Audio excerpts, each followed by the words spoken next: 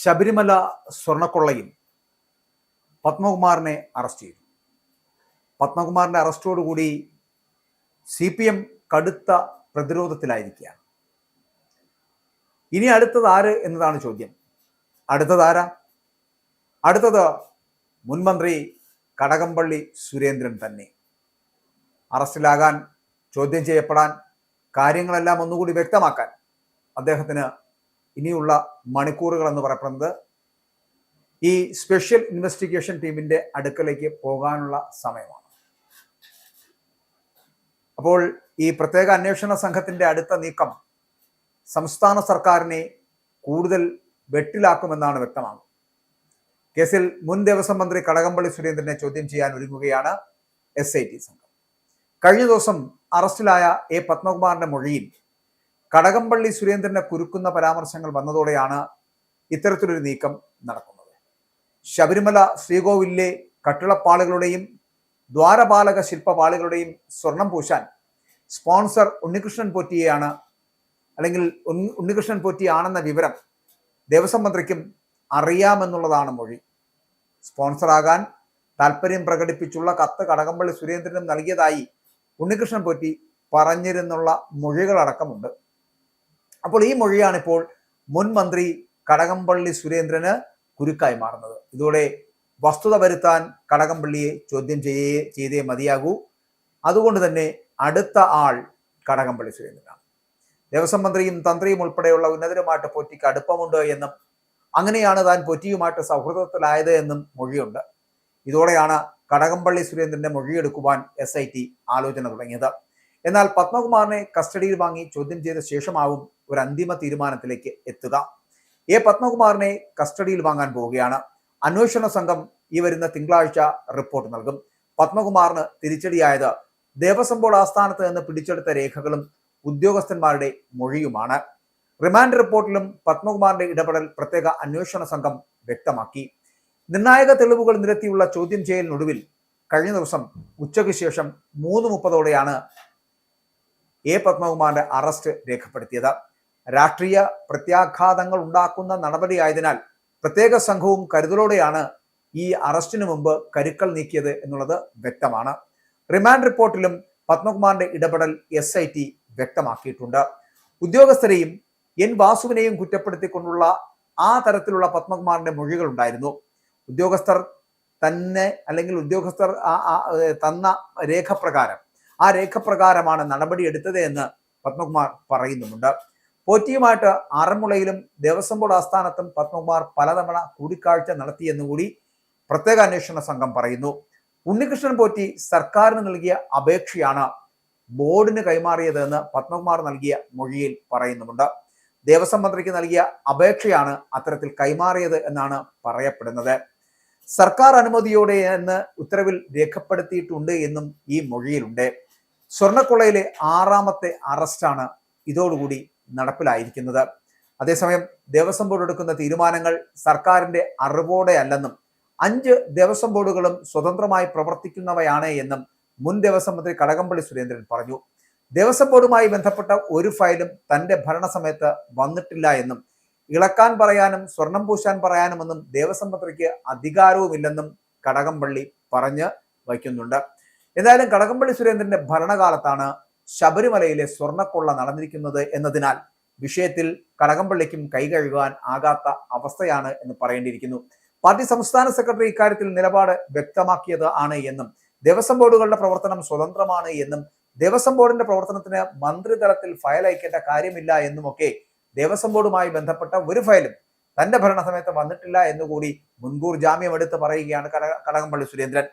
ദേവസ്വം ബോർഡിന്റെ തീരുമാനങ്ങൾ ബോർഡിന്റേത് മാത്രമാണ് എന്നും ഇളക്കാൻ പറയാനും പൂശാൻ പറയാനും ദേവസ്വം മന്ത്രിക്ക് എന്ത് അവകാശമാണ് എന്ന് കൂട്ടിച്ചോർത്ത് ചോദിക്കുന്നുണ്ട് കടകംപള്ളി.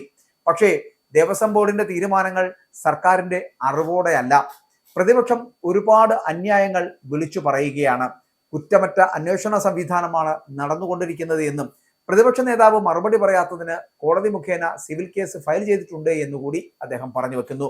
താനയച്ച അപകീർത്തി കേസിൽ പ്രതിപക്ഷ നേതാവ് ഇതുവരെയും മറുപടി നൽകിയിട്ടുമില്ല. അന്വേഷണം ശരിയായ ദിശയിലാണ് നടക്കുന്നത് എന്നുള്ള കാര്യത്തിൽ തർക്കമില്ല.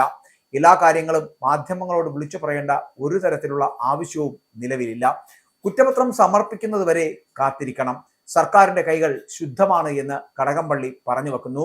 അപ്പോൾ പിണറായിയും ഒന്ന് കരുതിയിരിക്കുന്നത് നല്ലതാണ് എന്നുള്ള സൂചനയാണ് അതിലൂടെ കടകംപള്ളി പറഞ്ഞു വെക്കുന്നത്. അതേസമയം പാർട്ടിക്കോ സർക്കാരിനോ ശബരിമല സ്വർണ്ണക്കവർച്ച കേസിൽ യാതൊരു തരത്തിലുള്ള ബന്ധവുമില്ലെന്ന് പറഞ്ഞ് അകലം പാലിച്ചു നിൽക്കുകയായിരുന്നു സി പി എം എന്ന് പറയപ്പെടുന്നതും പത്മകുമാറിന്റെ അറസ്റ്റോടുകൂടി ഇപ്പോൾ വെട്ടിലായിരിക്കുന്നതും അതേ സി പി എം ആണ്. സി പി എമ്മിന് ഇതൊന്നും അറിയില്ല, പാർട്ടിക്ക് ഇതൊന്നും അറിയില്ല. ആരൊക്കെയോ എന്തൊക്കെയോ ചെയ്യുന്നുണ്ട്, ഉദ്യോഗസ്ഥന്മാർ ചെയ്തു കൂട്ടുന്ന ഇത്തരത്തിലുള്ള ചെയ്തികൾക്ക് പാർട്ടി എന്ത് പഴിച്ചു എന്ന തലത്തിൽ സമീപനം സ്വീകരിച്ചിരുന്ന സി പി എം പത്മകുമാറിന്റെ അറസ്റ്റോടുകൂടി വെട്ടിലായി. ശബരിമല തീർത്ഥാടനം തുടങ്ങിയിരിക്കുന്നു. തദ്ദേശ സ്വയംഭരണ തെരഞ്ഞെടുപ്പ് കയ്യെത്തും ദൂരത്ത് എത്തുകയും ചെയ്തിരിക്കുന്നു. ഇതിനിടെയാണ് ജില്ലാ കമ്മിറ്റി അംഗം കൂടിയായിട്ടുള്ള പത്മകുമാർ ഇപ്പോൾ അറസ്റ്റിലാകുന്നത്. ഈ അറസ്റ്റിൽ ആകുന്നതോടുകൂടി ഉപ്പു തിന്നവർ വെള്ളം കുടിക്കുമെന്ന പതിവ് പല്ലവിയിൽ ഇനിയും പ്രതിരോധിക്കുവാൻ പാർട്ടിക്കാവില്ല. പക്ഷേ ഇവിടെ നമ്മളൊരു കാര്യം മനസ്സിലാക്കേണ്ടത്, വാസു ഉൾപ്പെടെയുള്ളവർ അറസ്റ്റിലായതാണ്. അപ്പോൾ വാസുവിന്റെ അറസ്റ്റോടുകൂടി കവർച്ചയുടെ ബന്ധം ദേവസ്വം ബോർഡിന്റെ തലപ്പത്തേക്ക് എത്തുന്നു എന്നുള്ള കാര്യത്തിൽ സംശയമില്ല. എല്ലാവർക്കും അത് മനസ്സിലായി. കുളക്കട ഗ്രാമപഞ്ചായത്തിന്റെ മുൻ പ്രസിഡന്റും പാർട്ടിയുടെ പ്രാദേശിക നേതാവും മാത്രമാണ് എന്ന് പറഞ്ഞ വാസുവിന് രാഷ്ട്രീയ പ്രതിച്ഛായ നൽകാതിരുന്നു. കമ്മീഷണറായിരുന്ന വാസു മുൻ ഉദ്യോഗസ്ഥൻ മാത്രമാണ് എന്നും വരുത്തി തീർത്തു. ഇതൊക്കെയായിരുന്നു സ്വർണ്ണ കവർച്ച കേസിൽ സി പി എമ്മിന്റെ പ്രതിരോധ തന്ത്രങ്ങൾ. വാസുവിനെ കുറിച്ച് എല്ലാവർക്കും അറിയാം. വാസു ഈ സി പി എമ്മിന്റെ തന്നെ പാർട്ടി നേതാവും പാർട്ടി പ്രവർത്തകനൊക്കെ ആയി നിന്ന് കുളക്കട ഗ്രാമപഞ്ചായത്തിന്റെ മുൻ പ്രസിഡന്റായിട്ട് 10 വർഷം ഭരിച്ച ആളുമാണ്. പിന്നെ എങ്ങനെയാണ് പാർട്ടിക്കാരൻ അല്ലാതായി മാറുന്നത്? എന്നാൽ ഈ പ്രതിരോധ തന്ത്രമൊക്കെ ഇപ്പോൾ പാളിയിരിക്കുന്നു. പത്മകുമാറിന്റെ കാര്യത്തിൽ ഈ സമീപനം എടുക്കാൻ പാർട്ടിക്ക് ആയതുമില്ല. ഉദ്യോഗസ്ഥർക്കും മുൻ പ്രസിഡന്റുമാർക്കും മാത്രമല്ല മന്ത്രി ഉൾപ്പെടെയുള്ളവർക്ക് പങ്കുണ്ട് എന്ന് പറഞ്ഞാണ് സർക്കാരിനെ പ്രതിപക്ഷമടക്കം ഇപ്പോൾ നിലപാട് കടുപ്പിച്ചുകൊണ്ടിരിക്കുന്നത്. അപ്പോൾ ഇതിനുള്ള മറുപടി ആയിരിക്കും ഇനി സി പി എമ്മിന് നൽകേണ്ടി വരിക. സർക്കാർ അഴിമതിക്ക് കൂട്ടുനിൽക്കുന്നു എന്ന തരത്തിൽ കശുവണ്ടി വികസന കോർപ്പറേഷനിലെ അഴിമതി കേസിൽ ഹൈക്കോടതിയുടെ കഴിഞ്ഞ ദിവസത്തെ പരാമർശമടക്കം മറ്റൊരു വാളായി തലയ്ക്ക് മീതെ നിൽക്കുമ്പോഴാണ് പത്മകുമാർ ഇപ്പോൾ അറസ്റ്റ് ചെയ്ത് ജയിലിലേക്ക് പോകുന്നത്. പത്മകുമാറിന്റെയും വാസുവിന്റെയും അറസ്റ്റ് പാർട്ടിക്ക് തിരിച്ചടിയല്ല എന്നാണ് സി പി എം സംസ്ഥാന സെക്രട്ടറി എം വി ഗോവിന്ദന്റെ പ്രതികരണം. ഗോവിന്ദൻ ഇങ്ങനെയേ പ്രതികരിക്കൂ. ഇനി ഈ ഒരു കേസിൽ തന്നെ പിണറായി വിജയനെ പിടിച്ച് അകത്തിട്ടാലും പറയാൻ പോകുന്നത് ഇത് പാർട്ടിക്ക് തിരിച്ചടിയല്ല എന്നാണ്. പാർട്ടിക്ക് പ്രിയപ്പെട്ടവർ സത്യസന്ധർ മാത്രമാണ് എന്നുള്ള ഗോവിന്ദന്റെ പ്രതികരണം അത് വസ്തുതയ്ക്ക് നിരക്കുന്നതാണോ എന്ന് ചിന്തിക്കേണ്ടിയിരിക്കുന്നു. പത്മകുമാറിനെ പാർട്ടി കൈവിടുന്നതിന്റെ സൂചനയാണ് ഇതുമായിട്ട് ബന്ധപ്പെട്ടുണ്ടാകുന്നത്. റിമാൻഡ് റിപ്പോർട്ടിലെ പരാമർശങ്ങൾ ചൂണ്ടിക്കാട്ടി പാർട്ടി പത്രത്തിൽ വാർത്ത നൽകിയതും മറ്റൊരു തള്ളിപ്പറയലിന്റെ അവസ്ഥയാണ് എന്ന് പറയേണ്ടിയിരിക്കുന്നു. അപ്പോൾ സ്വർണ്ണ കവർച്ച കേസിൽ വാസു ഗൂഢാലോചന നടത്തിയെന്ന് പാർട്ടി പത്രത്തിൽ വാർത്ത നൽകിയതും ഒരു തള്ളിപ്പറയലായിട്ട് നമുക്ക് കാണേണ്ടിയിരിക്കുന്നു. ശബരിമല യുവതീ പ്രവേശന പ്രശ്നത്തിന്റെ കാലത്ത് ബോർഡിന്റെ തലപ്പത്തുണ്ടായിരുന്നവരാണ് അറസ്റ്റിലായിട്ടുള്ള ഈ വാസുവും ഒപ്പം തന്നെ പത്മകുമാറും. ഇവർ ആർക്കു വേണ്ടിയാണോ വിടുവേല ചെയ്തത് ആ വിടുവേല പാഴായിരിക്കുന്നു. പിണറായിക്ക് വേണ്ടി ഒത്താശ ചെയ്യുകയും പിണറായിക്ക് വേണ്ടിയിട്ട് ഈ ഗോഗോ വിളിക്കുകയും പിണറായിക്ക് വേണ്ടി കീജെ വിളിക്കുകയും പിണറായിയുടെ എല്ലാ തരത്തിലുള്ള പിന്തിരിപ്പൻ സംവിധാനങ്ങൾക്കും കൂട്ടുനിൽക്കുകയും ചെയ്ത 2 സഖാക്കൾ കൂടി അറസ്റ്റിലാകുമ്പോൾ ആകെ 6 പേർ അറസ്റ്റിലാകുന്നു. ഇനി അറസ്റ്റിലാകാൻ പോകുന്നത് ഈ പറയുന്ന മുൻ മന്ത്രി കൂടിയായിട്ടുള്ള കടകംപള്ളി സുരേന്ദ്രനാണ്. കടകംപള്ളി സുരേന്ദ്രന് ശേഷം ആര് എന്നൊരു ചോദ്യം വന്നാൽ ഈ പത്തനംതിട്ടയിലെ ജില്ലാ സെക്രട്ടറി കൂടിയായിട്ടുണ്ടായിരുന്ന പത്മകുമാർ അടക്കം അറസ്റ്റിലാകുമ്പോൾ ആ ജില്ലാതലത്തിലെ നേതാവടക്കം പാർട്ടിയിൽ അറസ്റ്റ് ചെയ്യപ്പെടുമ്പോൾ പരിതാപകരമായ അവസ്ഥയിലേക്ക് സി പി എം എത്തിച്ചേരുകയാണ്. ഇനി ഏതെങ്കിലും ഒരു കാലഘട്ടത്തിൽ ഞാൻ പറഞ്ഞല്ലോ ആദ്യം ഈ സ്ത്രീ പ്രവേശനവുമായി ബന്ധപ്പെട്ട് വരുന്ന കാലയളവിൽ പാർട്ടിയുമായിട്ട് അകലം പാലിക്കേണ്ടി വന്ന ഒരു സ്ഥിതിവിശേഷം പത്മകുമാറിനുണ്ടായിരുന്നു. അന്ന് ഈ പിണറായി തന്നെ തള്ളിപ്പറഞ്ഞ വ്യക്തിയാണ് ഈ പത്മകുമാർ. അതുകൊണ്ട് തന്നെ പത്മകുമാർ ഇനി മൊഴികളിൽ എവിടെയെങ്കിലും ചില വൈരുദ്ധ്യങ്ങൾ കൂടി ഉണ്ടാക്കിയാലും ഇപ്പോൾ കടകംപള്ളി സുരേന്ദ്രനും ഇത് അറിയാമായിരുന്നു എന്ന് പറയപ്പെടുന്ന അതേ മൊഴി പോലെ പിണറായിക്കും ഇതൊക്കെ അറിയാമായിരുന്നു എന്ന് പറയപ്പെടുന്ന ഒരു മൊഴി ഉണ്ടായാൽ പിണറായിയും ഇതുപോലെ ഈ SITയുടെ അന്വേഷണ പരിധിക്കുള്ളിലാകും. അങ്ങനെയാണെങ്കിൽ പിണറായിയെയും ഈ പറഞ്ഞ പോലെ ചോദ്യം ചെയ്യേണ്ടി വരും.